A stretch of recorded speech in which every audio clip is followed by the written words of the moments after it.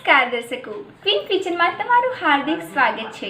આજે આપણે બનાવવાના છે મેગીના પકોડા। તો એના માટે આપણે જઈએ કિચનમાં। તો એના માટે આપણને જોઈશે ચણાનો લોટ, સૂજી, મેગી મસાલો છે, મેગી, આદુ મરચાં અને લસણ છે, કોથમીર, બધા મસાલા છે, આમાં વેજીટેબલ છે, એમાં કેબેજ, કાંદા, કેપ્સિકમ અને વટાણા અને પાણી। તો બનાવવાની શરૂઆત કરીએ। સૌપ્રથમ આપણે મેગી બનાવશું। એક તપેલીમાં આપણે પાણી એડ કરવાનું છે। અહીં મેં 1 ગ્લાસ જેટલું પાણી એડ લીધું છે। હવે આપણે એમાં મેગી મસાલો એડ કરી દઈશું।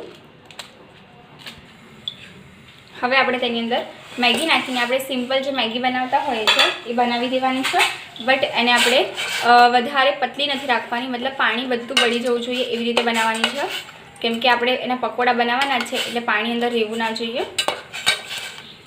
આપણી મેગી રેડી થાય ત્યાં સુધી આપણે વેજીટેબલને ફાઇનલી ચોપ કરી દેવાના છે। આ મેં એના કટરમાં મશીનમાં લઈ લીધા છે। અંદર કેબેજ છે, 2 કાંદા છે નાના, 1 અડધું કેપ્સિકમ છે ને થોડાક વટાણા છે। હવે આપણે આને મશીનમાં એકદમ બારીક ઝીણા કટ કરી લઈએ। હવે આપણું આ બધું વેજીટેબલ કટ થઈ ગયું છે, એકદમ બારીક મેં કટ કરી લીધું છે। એને આપણે સાઈડ પર રાખીએ। હવે આપણી આ મેગી થઈ ગઈ છે, આપણે ગેસ ઓફ કરી દઈએ અને એને ઠંડી થવા દઈએ। હવે આપણે તેમાં આ વેજીટેબલ જે છે એ એડ કરવાના છે। આ મેગી આપણી ઠંડી પડી ગઈ છે, 10 મિનિટ આપણે રાખી દીધી હતી અને ઠંડી પડી ગઈ છે।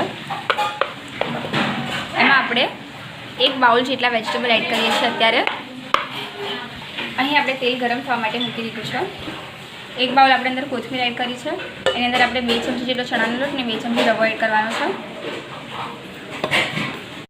હવે ત્યારબાદ આપણે તેમાં આ મરચાંની પેસ્ટ છે, આદુની પેસ્ટ છે અને લસણની પેસ્ટ છે, બધી અડધી ચમચી જેટલી મેં લીધી છે। તમારા ટેસ્ટ મુજબ તમે લઈ શકો છો।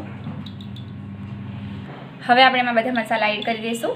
આ મેં સંચળ અને મરી પાવડરનો મિક્સ ભૂકો જે આવે છે એ લીધો છે, 1 ચમચી જેટલું, અને અહીંયા અડધી ચમચી તલ, અડધી ચમચી વરિયાળી અને ચપટીક જીરું છે, એ પણ એડ કરીશું। લાલ મરચું છે 1 મોટી ચમચી જેટલું, હળદર છે પિંચ ઓફ, અને પિંચ ઓફ છે ગરમ મસાલો। ત્યારબાદ ચાટ મસાલો છે પણ પિંચ ઓફ જેટલો છે, અને મીઠું સ્વાદ મુજબ છે। મેગીમાં પણ ઓલરેડી મીઠું છે એટલે આપણે મીઠું સાચવીને નાખવાનું છે, અને ખાંડ છે અડધી ચમચી જેટલી। આ બધા જ મસાલાને આપણે એડ કરી દઈએ। ત્યારબાદ આપણે તેમાં આ હાફ લીંબુ લીધું છે એની અંદર નીચોવી દઈએ।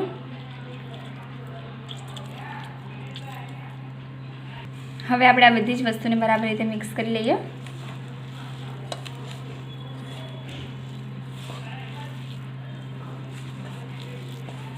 આમાં તમારે પાણી નાખવાની જરૂર નહીં પડે, કેમ કે આપણે જે વેજીટેબલ નાખ્યું છે એમાં પણ પાણી છૂટે, અને જે મેગીમાં પણ ઓલરેડી મોઇસ્ચર છે। આપણે રવો અને ચણાનો લોટ લીધો છે, જો જરૂર પડે તો તમે વધારે એડ કરી શકો છો, બટ અત્યારે જરૂર નહીં પડે। બધું બરાબર મિક્સ થઈ ગયું છે।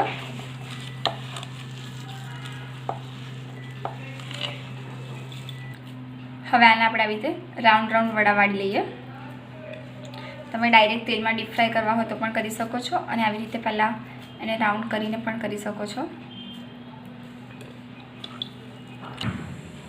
હવે તમે જોઈ શકો છો આપણા બધા વડા વળાઈ ગયા છે। હવે આપણું ઓઇલ પણ ગરમ થઈ ગયું છે, આપણે એને ડીપ ફ્રાય કરવાના છે।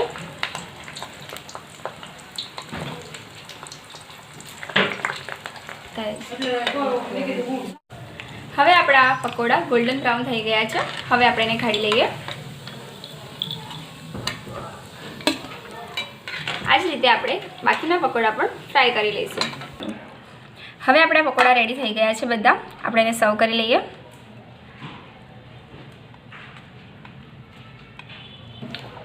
તો રેડી છે આપણા મેગીના પકોડા।